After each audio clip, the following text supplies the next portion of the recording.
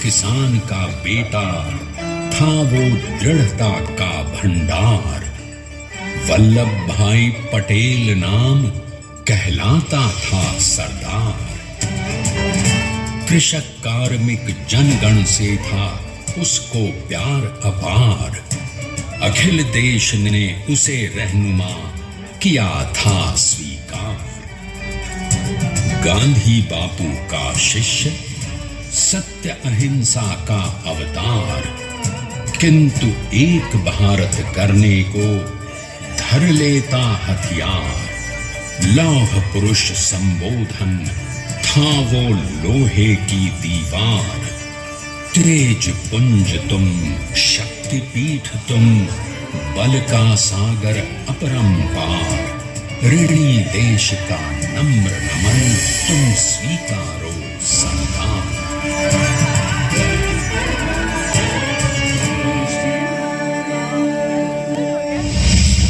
1857 में अंग्रेजों को ललकारने वाले पहले स्वतंत्रता संग्राम के एक सक्रिय सिपाही थे झवेर भाई पटेल।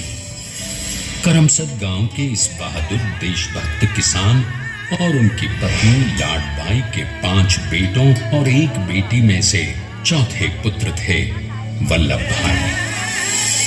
बालक वल्लभ ने करमसद के बाद नडियाद से अपनी हाई स्कूल की शिक्षा पूरी की। फिर 13 साल की उम्र में उनकी शादी भी हो गई, छोटी सी झवेरबाई से। 2 बच्चों, बेटी मणिबहन और बेटे डाया भाई को जन्म देने के बाद झवेरबाई असमय ही चल बसी। सदी बदलने और 20वीं सदी आने पर उनका जीवन भी एक चमत्कार की तरह बदला। प्लीडर का इम्तिहान पास करके वो वकालत करने लगे। पहले गोधरा, फिर आणंद और उसके बाद अहमदाबाद में। मगर जल्द ही वकालत छोड़कर वो बैरिस्टर बनने की इच्छा से इंग्लैंड चले गए। लंदन में बैरिस्ट्री में अव्वल आने और वजीफा जीतने वाले वो अनोखे भारतीय थे। अब तो अहमदाबाद की वरिष्ठ अदालत में बैरिस्टर पटेल की जिरह और जीतों की धूम मच गई।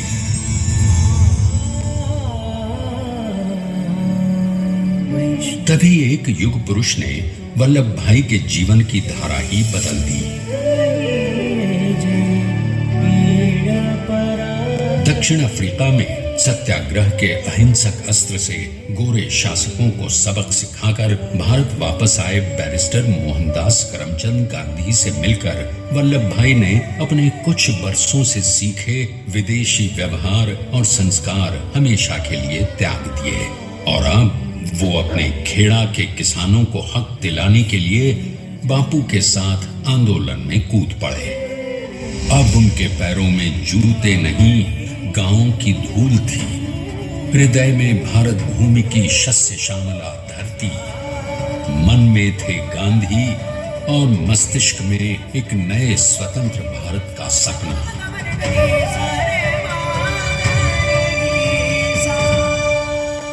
तभी बारडोली के मजबूर मजलूम किसानों की यातना का समाचार उनके पास पहुंचा।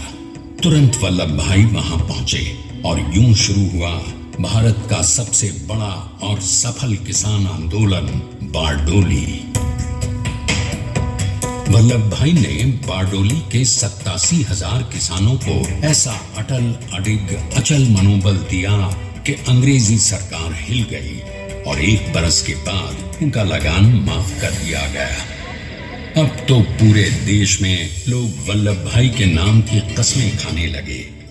स्वयं महात्मा गांधी ने कहा, अब वल्लभ भाई मेरे शिष्य या साथी नहीं, सारे देश के सरदार हैं और देश को मिल गया एक अनोखा असरदार सरदार।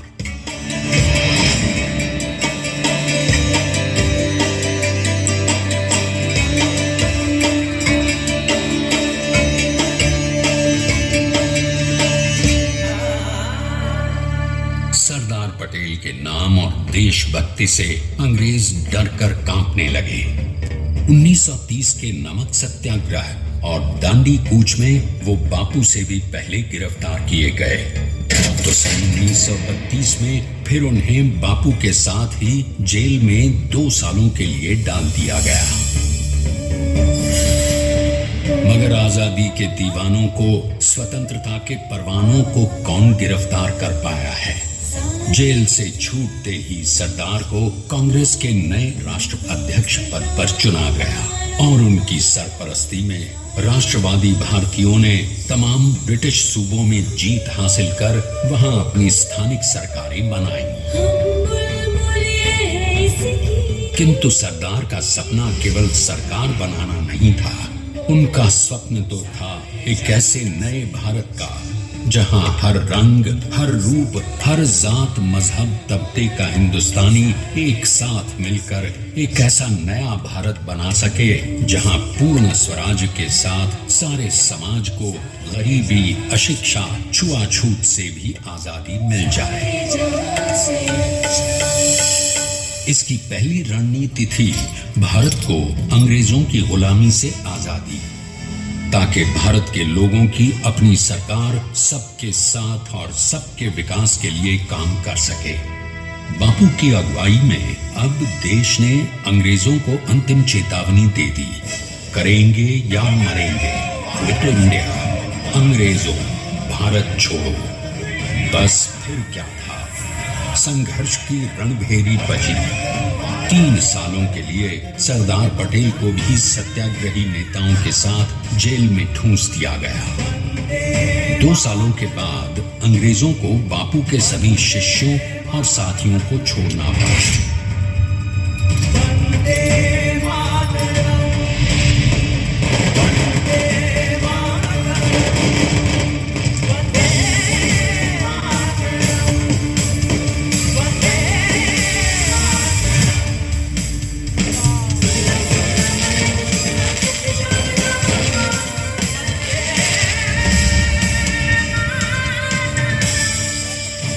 स्वतंत्रता के स्वप्न के सच होने के साथ अब सरदार पर कई एक नई जिम्मेदारियां थीं। आने वाली आजादी की तैयारी और एक नए भारत के लिए नए लोकतांत्रिक संविधान की संरचना। जैसा उनके साथी ने खुद कहा था, सरदार ने ही छेनी हथौड़ी लेकर एक नए भारत को उकेरा है।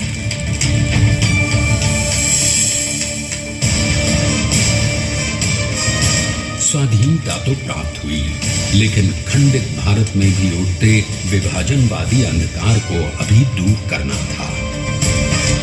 जब देश के खंड खंड होने का भय उत्पन्न होने लगा, तो सरदार ने निर्भय होकर खुद अपनी केंद्र सरकार और साथियों को भी चुनौती दे डाली और जम्मू कश्मीर को बचाने के लिए सारे देश का आकाश वायुयानों से भर गया।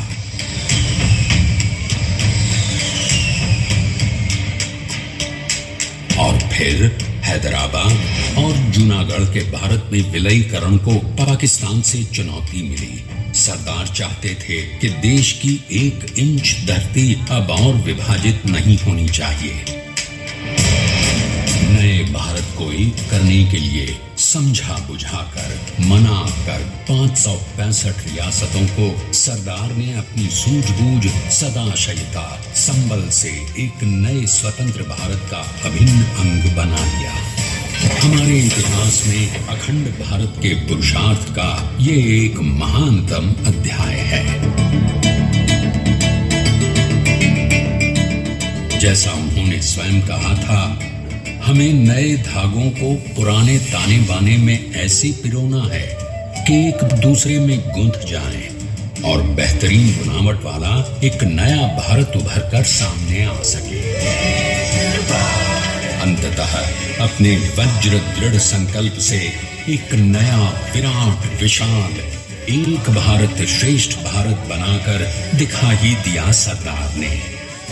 संसार के सबसे बड़े प्रजातंत्र के शिल्पी को प्रणाम करने के लिए देश ने बनाया है ये समर्थ स्मारक। स्वाधीन भारत को समर्थ भारत में बदलने वाले सरदार पटेल को समर्पित प्रेरणा तीर्थ भी है।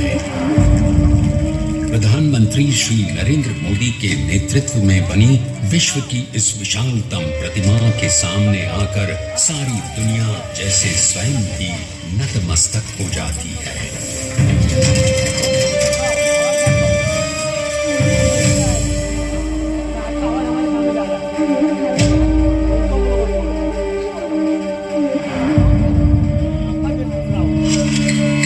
देश को बना गया वो अमित अटल,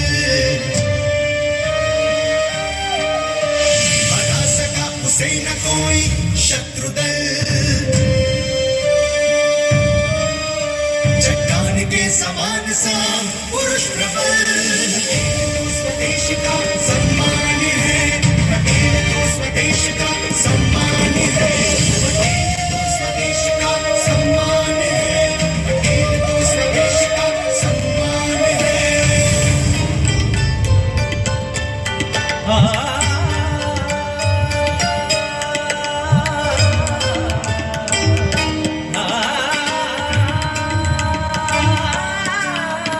ऊंचाइयां आकाश को छुए हुए,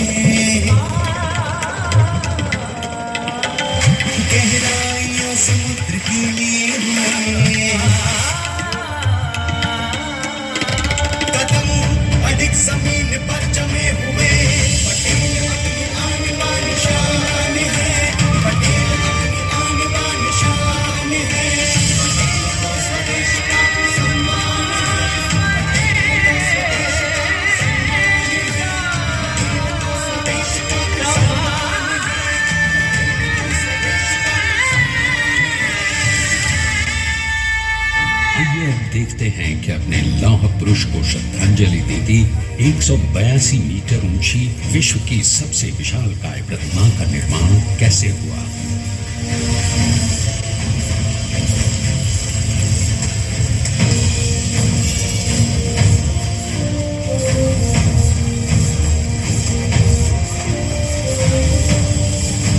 गगन चुंबती इस अद्वितीय अभूतपूर्व प्रतिमा को बनाने के लिए सबसे पहले नदी पर 4500 क्यूबिक मीटर का राफ्ट बना और फिर सीधा 600 फीट का कंक्रीट का कोर बनाया गया।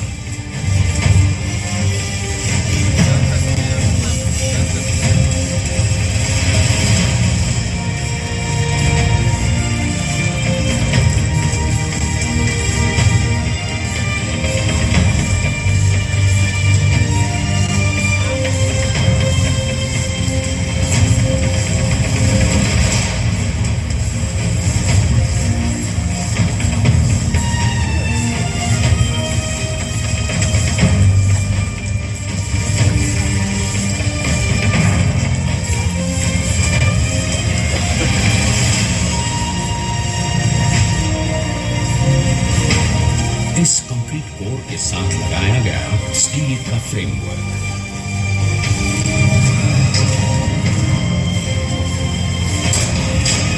और इस फ्रेमिंग पर 6500 ब्रॉन्ज के पीसेस लगाए गए।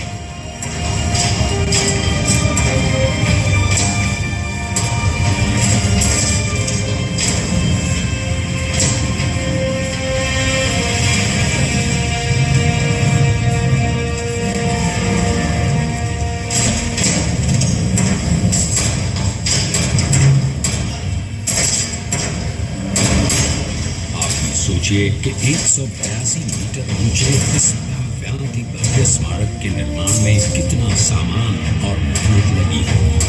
70,000 metric ton cement, 18,500 metric ton reinforcement steel, 6,000 metric ton structural steel और 1,700 मीट्रिक टन ब्रॉन्ज।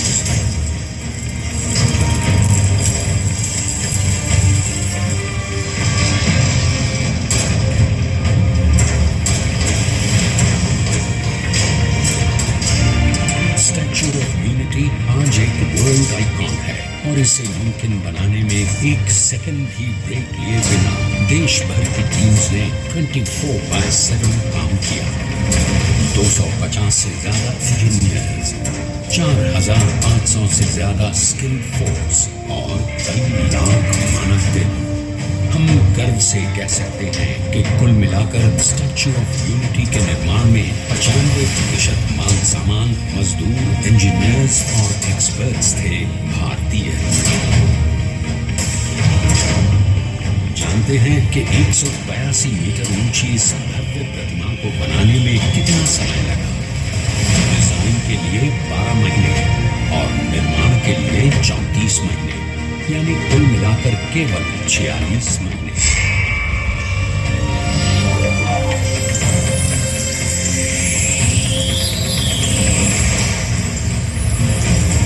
और इसी तरह बनी देश के शिल्पकार की एक अनूठी, अद्वितीय, विशाल प्रतिमा, जो सिर्फ आज ही नहीं बल्कि आने वाले न जाने कितने सालों तक यूं ही चमचमाती रहेगी।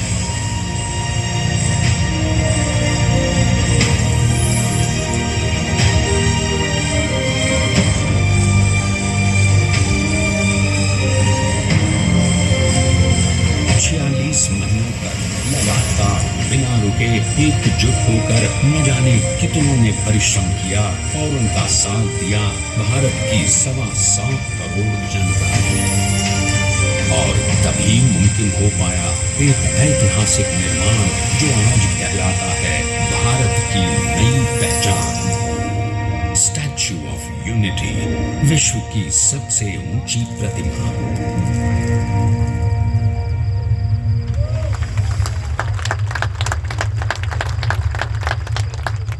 सरदार ने अपनी गंभीरता, शालीनता और दूरदर्शिता से भारत को संगठित करने के असंभव कार्य को संभव कर दिखाया। आइए आज हम सब उन्हीं की महिमा में विश्व के सामने एक उदाहरण रखें, क्योंकि ये ही भारत को श्रेष्ठता के मार्ग पर ले जाएगा। हमारा कर्तव्य यह है कि हमें निश्चय कर लेना चाहिए कि हमें हिंदुस्तान में जितने लोग हैं सबको मिल के भाई भाई की तरह के रहना है। स्टैच्यू ऑफ यूनिटी एकता की प्रतिमा और श्रेष्ठता का प्रतिबिंब है।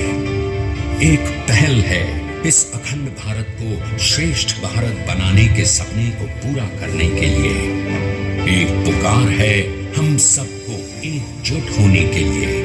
एक आंदोलन है भारत को सबसे आगे ले जाने के लिए, श्रेष्ठ बनाने के लिए। आपके योगदान और विश्वास से ही बनेगा एक भारत श्रेष्ठ भारत।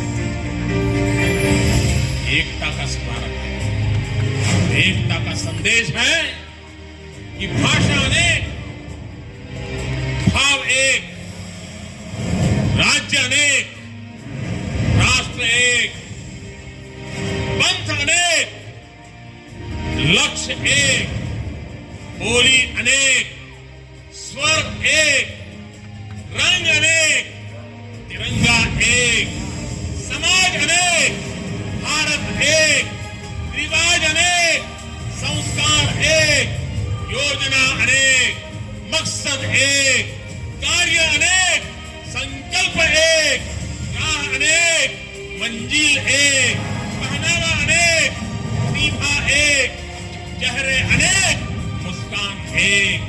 ये एकता का संदेश लेकर के हम चले। और भाइयों बहनों, ये भारत की विशेषता है, विविधता में एकता। यही भारत की विशेषता है।